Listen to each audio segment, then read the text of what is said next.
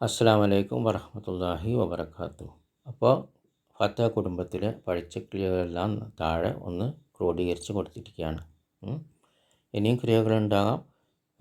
കുറച്ച് ക്രിയകൾ ഇവിടെ കൊടുത്തിരിക്കുന്നു. അത് കഴിയുന്നത്ര പഠിക്കുക. ബാറക്കല്ലാഹു ഫീക്കും. എല്ലാം പഠിക്കാൻ സാധിക്കുന്നവരെല്ലാം പഠിക്കുക. അല്ലാത്തവർ മെല്ലെ മെല്ലെ 2 ക്രിയ 3 ക്രിയ ആയിട്ട് ഓരോ ദിവസമായിട്ട് പഠിക്കുക. ബാറക്കല്ലാഹു ഫീക്കും. അപ്പോൾ ഇവിടെ ഫത്തഹ കുടുംബത്തിലെ മുഴുവൻ ക്രിയകളും കൊടുത്തിരിക്കുകയാണ്.